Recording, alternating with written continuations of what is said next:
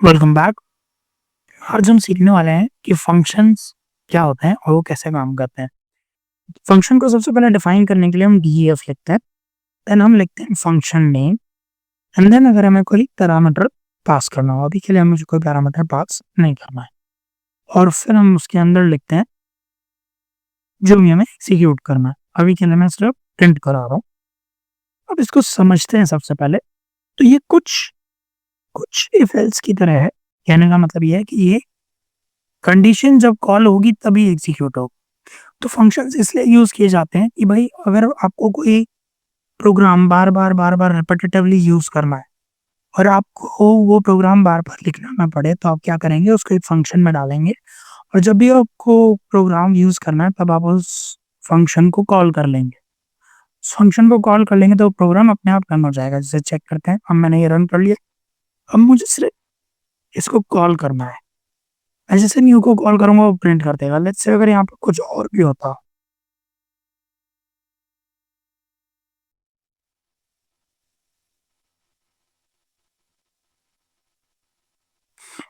और अब मैं इसको यहाँ रन कर लेता हूँ, फिर मैं यहाँ इसको रन करता अगर, तो मुझे ये भी प्रिंट करा के देता।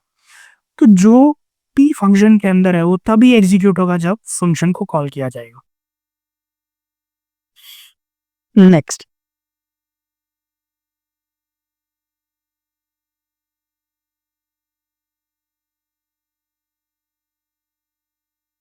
अब हम देख लेते हैं कि अगर मैं इसमें पैरामीटर पास करूंगा तो कैसे काम करेगा। तो मैं एक और लेता हूँ फंक्शन, इसका नाम है न्यू फंक्शन, और उसमें मैं डाल देता हूँ ए एंड बी। तो मैंने ये दो पैरामीटर पास करे। अब इन दो पैरामीटर के साथ मैं क्या कर सकता हूँ, प्रिंट ए एंड बी। अभी के लिए मैं सिर्फ प्रिंट करा रहा हूँ। चलो एक और ऑपरेशन देख लेते हैं, प्रिंट ए स्टार बी। अब हम इसको रन कर लेते हैं। और जब मैं न्यू फंक्शन मंगाऊंगा, सो न्यू फंक्शन कॉमा 2,3, मैं इसको शिफ्ट एंटर करूंगा तो मुझे 5 एंड 6 दो वैल्यूज मिल जाएंगी। नेक्स्ट देख लेते हैं हम रिटर्न स्टेटमेंट कैसे काम करते हैं।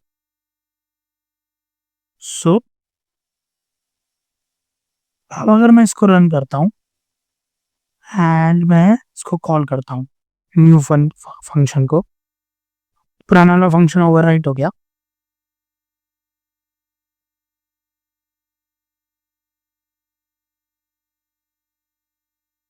ओके, सो यहाँ पर मैं वैल्यूज डालना भूल गया था, करेक्ट। अब क्या होगा कि वो मुझे सिर्फ 5 दे रहा है। क्यों?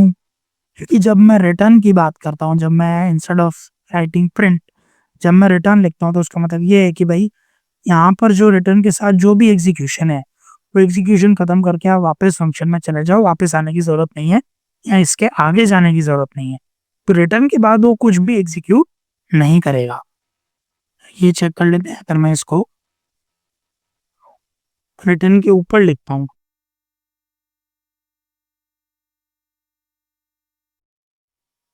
तो मुझे 6 एंड 5 दोनों मिल जाएंगे, क्योंकि मैं पहले प्रिंट करा रहा हूँ बाद में रिटर्न करा रहा हूँ। एक बार रिटर्न हो गया तो फंक्शन के अंदर वापस चला जाएगा और कभी वापस रिटर्न नहीं आएगा। कुछ इस तरीके से रिटर्न फंक्शन यूज होता है। अब हम देख लेते हैं एस्ट्रिक साइन यूज करके हम कैसे काम करते हैं।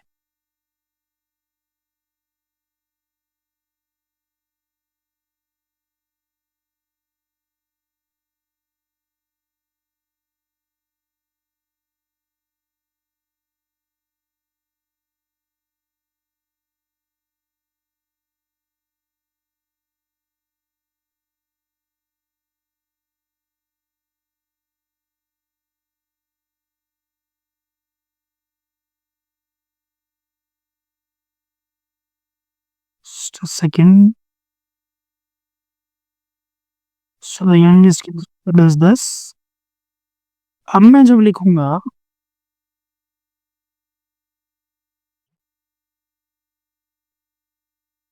तो मैं कोई भी नाम लिख सकता हूँ। Let's say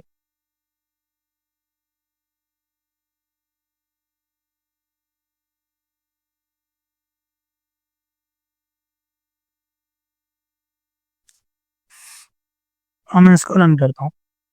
so the youngest child is max. तो यहाँ हुआ ये कि जब हम एस्टेरिस्क साइन लगाते हैं तो हम ये डिफाइन कर रहे हैं कि हम सिंगल पैरामीटर के अंदर मल्टीपल वैल्यूज डाल रहे हैं और वो कितनी भी हो सकती है। लेट्स से अगर मैं यहाँ एक और वैल्यू डाल दूं जिसका नाम मैं लेट्स से जूली दे देता हूँ, एंड देन मैं यहाँ पर इसको 3 कर दूं और इसको रन करूं, तो now my youngest child is Julie. The point here is कि एक तो मैंने ये डिफाइन कर दिया, दूसरा जो ये नंबर 3 है ये कैसे आ रहा है, इंडेक्स पोजीशन से आ रहा है। ये 0 पोजीशन, ये 1 पोजीशन, ये 2 पोजीशन और ये 3 पोजीशन। तो एस्टेरिस्क साइन क्या करता है कि मुझे अगर किसी पैरामीटर में मल्टीपल वैल्यूज डालनी है और मुझे ये नहीं पता कि वो कितनी है, मैं एस्टेरिस्क साइन यूज करके कितनी भी वैल्यूज डाल सकता हूँ और फिर जो मुझे डिफाइन करना है उसको मैं इंडेक्स पोजीशन यूज करके प्रिंट करा सकता हूँ, अगर मुझे प्रिंट कराना है या कुछ एग्जीक्यूट करना है। लेट्स से अगर मुझे यहाँ ये एग्जीक्यूट करना होता,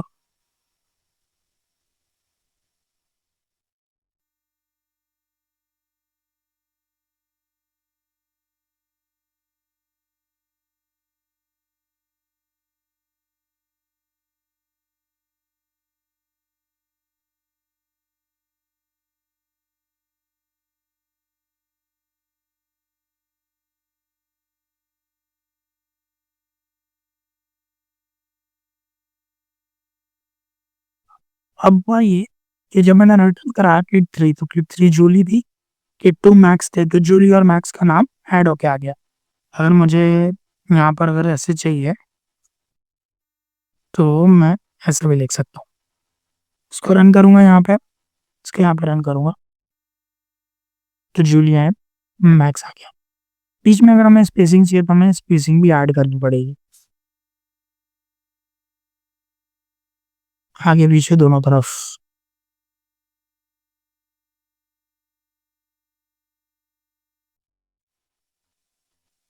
इसको भी रन करते हैं, इसको भी रन करते हैं, तो जूली एंड मैक्स आ गया।